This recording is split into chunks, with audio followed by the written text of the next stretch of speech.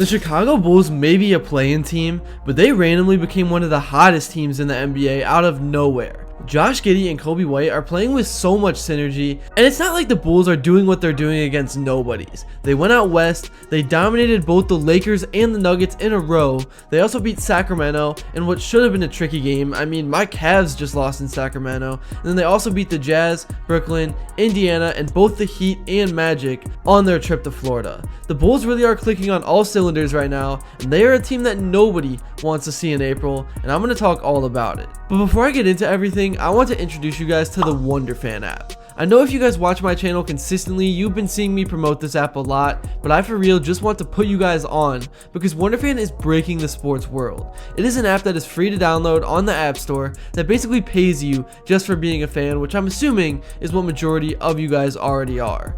Like, I was just at March Madness the other day, and while I was there, I earned over 200 Wonder for doing literally nothing except pressing that I was at Rocket Arena in Cleveland on the app. And for 100 Wonder, you can enter into the $1,000 raffle that WonderFan does every week, or for around 1,000 Wonder, you can redeem $10 to $15 gift cards to places like Chipotle, Nike, and Uber, and so much more. So go to the App Store now and download WonderFan. You won't regret it. Alright, so the Bulls just took down the Nuggets in Denver by 10. Yeah, Jokic didn't play, but still, Josh Giddey and Coby White were giving the Nuggets fits. They combined for 63 points and 13 assists, and together, they were plus 26 on the floor. And I know the Bulls are hot right now, but just thinking past this season to the future, it seems like Chicago has something real to build around, and I cannot wait to see what the front office does. Alright, let's break down some game film to see how the Bulls have been getting it done, starting with this Denver game. So starting off here, Coby White takes the ball up top, kind of in transition. Christian Braun's guarding him. That's a mismatch. Braun is actually a pretty good defender, but still, in this position, that's a mismatch. And Coby was able to finish this shot with ease, even though it should have been a high degree of difficulty. He just made it look simple. And now let's look at this action because this was great ball movement. Vucevic sets the screen, Coby White goes around, and then Vucevic rolls. He throws him the pass, and then he immediately swings it over to the corner to Josh Giddey, who was open, but he kind of got closed out on, so he made the extra pass.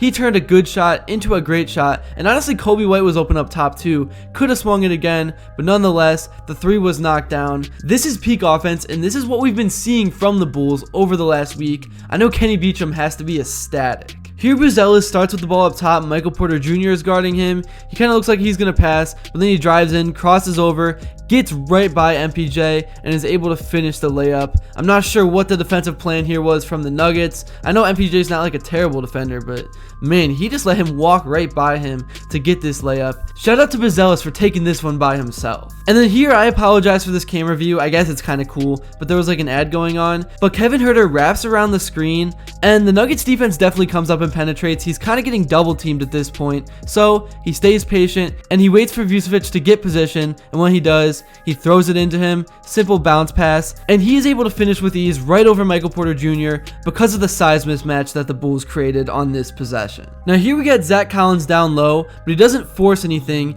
He does kind of have to watch that 3-second violation. Patrick Williams is in the corner. He gets closed out on, so that leaves Dylan Terry wide open, so he swings it to him, and that is just an easy three for an NBA player, basically a layup, and he makes no mistake and drills it. Now here, this just shows the pure confidence the Bulls and Coby White are playing with, because as soon as he crosses half court with the ball, he realizes that Russell Westbrook is not pressing, so he just pulls up about 5 feet from behind the line and just drills a three. This was smooth, this was butter. Coby White is phenomenal, and it's so great to see him playing like this because he's just one of the good guys that you want to root for in this league. Here, Dylan Terry starts with the ball up top. He drives in left. Good closeout by the defense, so he swings it to Patrick Williams, and this is just a high degree of difficulty shot. This is what we all knew Patrick Williams could do all along. He just hasn't been able to stay healthy, so it's great to see this come to fruition because the dude has just been plagued with injuries, and it had to be frustrating. You gotta feel for an NBA player anytime they have so much potential, but just can't stay on the court. This was an impressive shot. Now, once again, let's look at this Coby White three.